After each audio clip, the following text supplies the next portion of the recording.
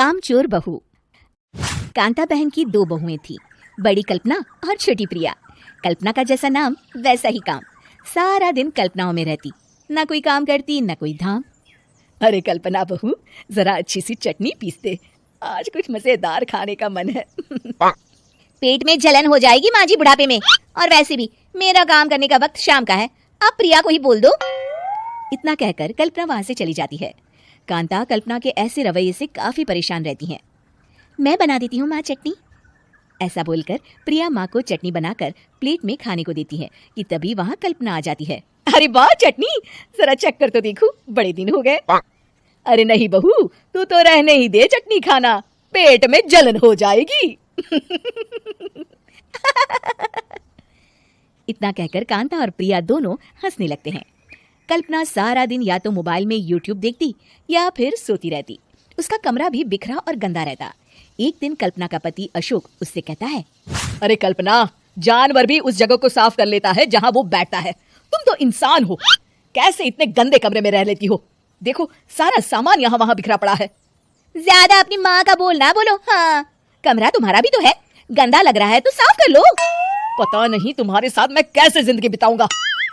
इतना कहकर अशोक वहां से चला जाता है। कल्पना बस खाना खाने कमरे से बाहर आती और फिर से कमरे में चली जाती। इससे कांता बहन काफी परेशान रहती। एक दिन प्रिया कांता से कहती है, माँ, मैं सारा दिन काम करके थक जाती हूँ, आप कल्पना दीदी से कहिए ना कि सुबह और शाम का काम बांट ले, मैं तो अब सिर्फ एक वक्त का ही काम करूंगी। हाँ। अरे तू वो भी ना करना, एक बहू तो कामचोर थी ही, दूसरी भी आ गई काम ना करने के बहाने लेकर। तभी वहाँ प्रिया का पति रमेश आ जाता है। माँ, मैं देख रहा हूँ भाभी कोई काम नहीं करती, प्रिया सारा दिन घर और रसोई का काम करती है, अब कुछ करो ना माँ। कांता मन में कुछ सोचती है और कल्पना के पास जाती है।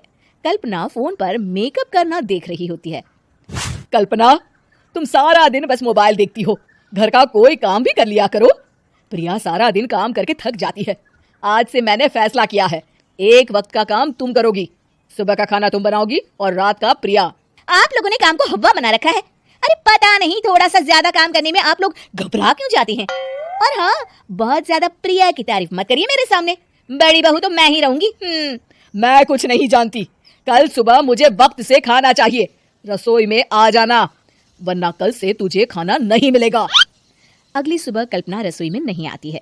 वो देर से सोकर उठती है और बाहर आकर कहती है, अरे भूख लगी है, आज खाने में क्या है? इतनी देर हो गई, आज किसी ने मुझे उठाया भी नहीं, पता नहीं कहाँ है सब। कल्पना को घर में कोई नहीं दिखता। वो रसोई की तरफ जाती है जहाँ बड़ा सा ताला लगा होता है। अरे रसोई में ताला! ओ, मैं तो भूल ही गई थी।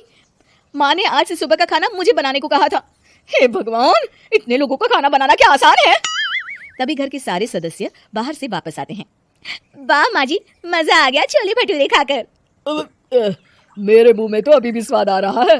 अरे कल्पना, तेरे भरोसे रहते तो हम तो भूखे ही रह जाते। कल्पना को बहुत गुस्सा आ जाता है।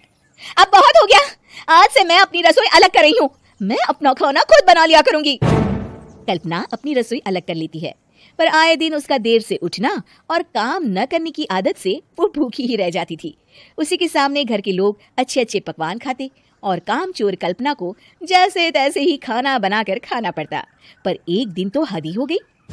माँ, दीदी आज सुबह से कमरे से बाहर नहीं निकली, हमें जाकर देखना चाहिए।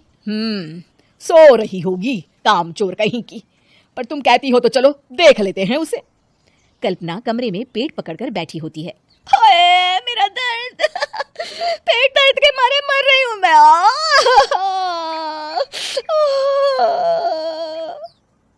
अरे दीदी क्या हुआ, पेट में दर्द क्यों हो रहा है, डॉक्टर को दिखाया आपने?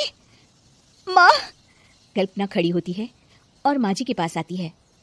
मुझे माफ कर दीजिए, अब से मैं सारे काम में मदद करूंगी, कभी आलस और काम चोरी नहीं करूंगी।